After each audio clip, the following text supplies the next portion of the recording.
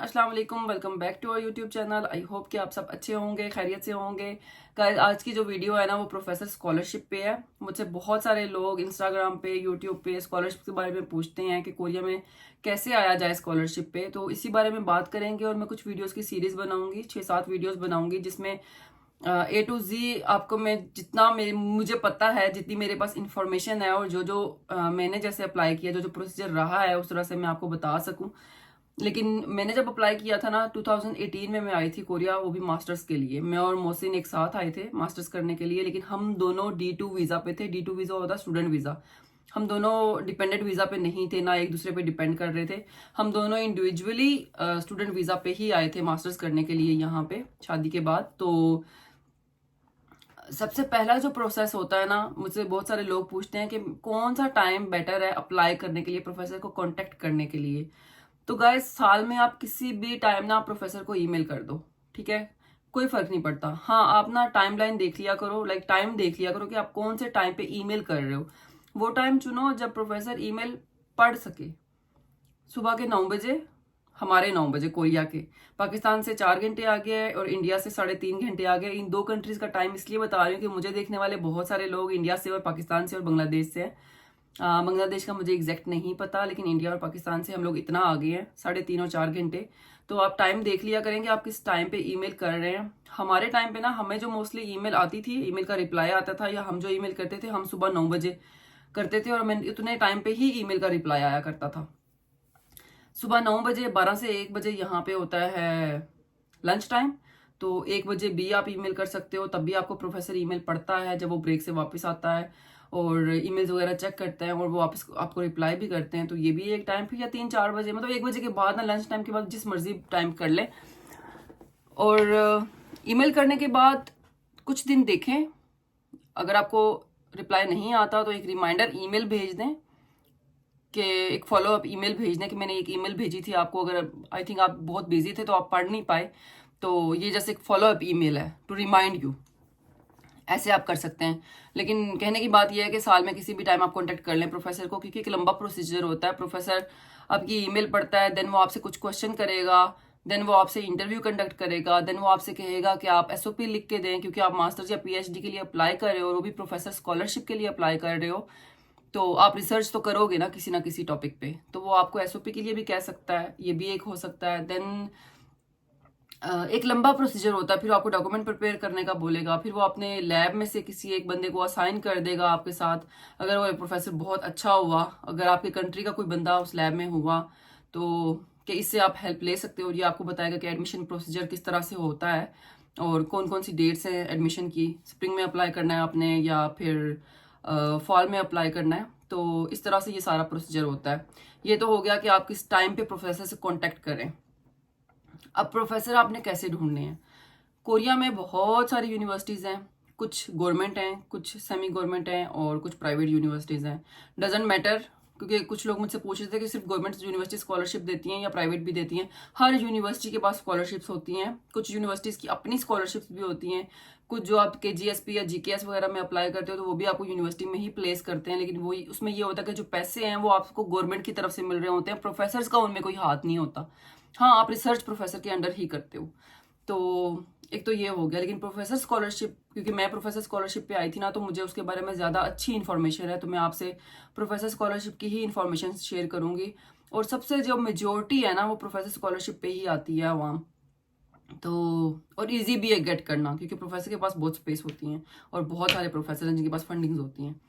तो प्रोफेसर को जब ईमेल करो ना, किसी भी यूनिवर्सिटी की वेबसाइट पे आप जाओ, आपका जो भी डिपार्टमेंट है उस डिपार्टमेंट पे क्लिक करो, उस डिपार्टमेंट को सर्च करो, फिर इस डिपार्टमेंट की फैकल्टी को सर्च करो। उस डिपार्टमेंट में जब जाओगे ना तो उसका अपना एक वेब पेज होता है, उसमें आप फैकल्टी को सर्च करो। जब फैकल्टी में जाओगे तो आपको वहाँ पे डिफरेंट प्रोफेसर्स के होम पेजेस मिलेंगे।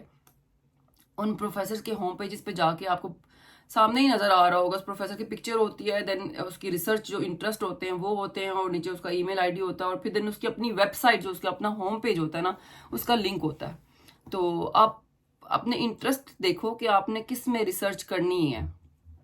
आपका जो मास्टर्स का या जो BS का थीसिस था वो किस टॉपिक पे था, आप फर्दर किस टॉपिक पे रिसर्च करना चाहते हो, तो उसके अकॉर्डिंग ना आप उस प्रोफेसर की लिस्ट में से कुछ प्रोफेसर को सिलेक्ट करें, उन प्रोफेसर की वेबसाइट पे जाएं, वहाँ पे आपको उस प्रोफेसर के रिसर्च पेपर्स जो ऑनगोइंग या फिर जो पास्ट प्रोजेक्ट्स हैं वो सब कुछ आपको वहाँ मिल जाएगा, और उसके जो स्टूडेंट्स हैं प्रोफेसर के उनकी भी प्रोफाइल्स आपको नजर आ जाएंगी।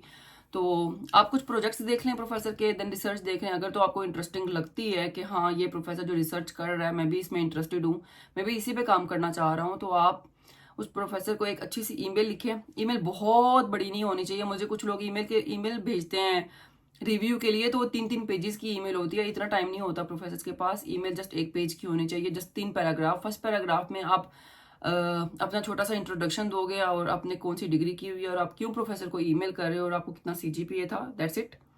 सेकेंड वाले में आप बताओगे प्रोफेसर को कि आपने प्रोफेसर का जो वेब पेज था या जो प्रोफेसर की प्रोफाइल थी वो चेक की है, और आप प्रोफेसर के जो रिसर्च टॉपिक थे वो आपको बहुत इंटरेस्ट कर रहे हैं, आप इसकी रिसर्च से अलाइन कर रहे हैं, और फिर आप 1-2 जो प्रोफेसर के प्रोजेक्ट या पेपर्स हैं वो मेंशन करोगे कि स्पेसिफिकली दीज प्रोजेक्ट्स मतलब अलाइन विद माय रिसर्च। तो इस तरह से करके जो सेकंड पैराग्राफ होगा ना वो आपके इंटरेस्ट और प्रोफेसर के interest how they align together, मतलब उनको आप थोड़ा सा शॉर्ट 3-4 लाइनों में आप उसको एक्सप्लेन करोगे। सेकंड पैराग्राफ ये हो गया। और थर्ड पैराग्राफ में आप प्रोफेसर से कहोगे कि क्यों आपको प्रोफेसर के अंडर ही उनकी सुपरविजन में ही आपको काम करना है और आप उनकी रिप्लाई का वेट कर रहे हो। Like 3 paragraph, minimum 3 paragraph, maximum 4 paragraph, इससे ज्यादा नहीं होना चाहिए। अगर आपके पास बहुत कुछ है कहने को तो 4 पैराग्राफ। अगर आपका CGPA अच्छा है तो वेल एंड गुड, अगर आपका CGPA अच्छा नहीं है तो आइल्स कर लें। आइल्स करने से क्या होगा ना कि आपकी प्रोफाइल थोड़ी सी और इम्प्रूव हो जाएगी। रिसर्च बहुत ज़रूरी है, रिसर्च पेपर कुछ करें, चाहे कुछ छोटे मोटे कॉन्फ्रेंस पेपर ही कर लें, वो भी बहुत ज़रूरी है।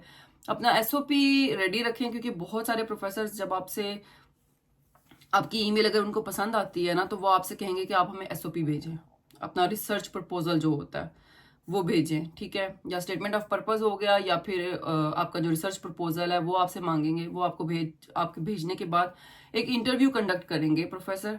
अगर आप उनको पसंद आ जाते हो, अगर आपका जो रिसर्च प्रीवियस एक्सपीरियंस है वो उनको पसंद आ जाता है, तो उस इंटरव्यू में टेक्निकल क्वेश्चन मोस्टली नहीं होते, जनरल क्वेश्चन होते हैं कि आप मेरे रिसर्च के बारे में क्या जानते हो, या आपने जो पास्ट एक्सपीरियंस है उसमें क्या क्या किए हैं, आपने कौन कौन से कोर्सेज पढ़े हैं, आपकी एक्सपर्टीज क्या है, लाइक इस तरह से ना कुछ क्वेश्चंस किए जाते हैं। तो इतना हार्ड एंड फास्ट नहीं होता, बहुत इजी है स्कॉलरशिप के लिए अप्लाई करना, बस आपको डेडिकेट होना पड़ता है। कुछ लोग ना ये करते हैं कि टॉप रैंक यूनिवर्सिटीज के पीछे होते हैं, तो ये मत करिएगा। अगर आपकी प्रोफाइल बहुत अच्छी है तो चलो ठीक है, आप काइस्ट, SNU, इस तरह की यूनिवर्सिटी, UNC यूनिवर्सिटीज, मतलब जो टॉप यूनिवर्सिटीज हैं उनमें कर सकते हो। लेकिन अगर आपकी प्रोफाइल आपको लगता है और प्रोफाइल अच्छी है नहीं अच्छी है उसको हम एक साइड पे रहने देते हैं। आप ना एक लिस्ट बना लें जिसमें आपके पास कुछ हाई रैंक यूनिवर्सिटीज हैं, कुछ लो रैंक यूनिवर्सिटीज हैं और कुछ मिड यूनिवर्सिटीज हैं। और not only Seoul, different cities से आप यूनिवर्सिटीज को उठाएं, इवन जेजू से भी उठाएं। जेजू में मैंने सुना है कि जो यूनिवर्सिटीज है ना वो पे भी बहुत अच्छा करती हैं और वहाँ पे फंडिंग बहुत अच्छी होती है और प्रोफेसर भी बहुत अच्छे। तो सिर्फ स्टिक नहीं करना एक सोल पे, बाकी जितने भी सिटीज हैं वहाँ की यूनिवर्सिटीज को भी उठाएं, एक लिस्ट बनाएं, उन लिस्ट में से उन प्रोफेसर्स को ढूंढें, फिर उन प्रोफेसर्स की एक लिस्ट बनाएं, एक्सेल फाइल एक बना लें और फिर उनकी ईमेल्स वगैरह, उनके रिसर्च इंटरेस्ट, तो आपको ज़्यादा ईजी रहेगा। तो ये सारा तरीका होता है एक प्रोफेसर को ढूंढने का, उसको ईमेल करने का और उसको किस टाइम पे ईमेल करना है। आई होप कि ये वाली वीडियो आपको समझ आई होगी। नेक्स्ट वीडियो में ना मैं आपके साथ एक शेयर करूंगी ईमेल की टेम्पलेट, कि आप ईमेल कैसे लिखते हो, या मुझे जिस ईमेल पे आंसर मिला था या मुझे जिस ईमेल पे अप्रूवल मिला था मैं सेम वैसा ही कोई आपको टेम्पलेट दिखाऊंगी कि आप ईमेल कैसे लिख सकते हो प्रोफेसर को। तो मिलते हैं आपसे नेक्स्ट वीडियो में। आई होप कि आपको थोड़ी सी हेल्प होगी। अगर किसी को बहुत अर्जेंट मुझसे क्वेश्चन पूछना हो ना तो कमेंट कर दीजिए, या फिर मैं कमेंट भी चेक करती हूँ रेगुलरली, या फिर मुझे इंस्टा पे आप मैसेज छोड़ सकते हैं तो मैं उसको भी चेक कर लूँगी, मैं वहाँ भी आपको रिप्लाई दे दूँगी। इंशाल्लाह मिलते हैं आपसे कल एक और वीडियो में, तब तक के लिए अल्लाह हाफिज़, बाय।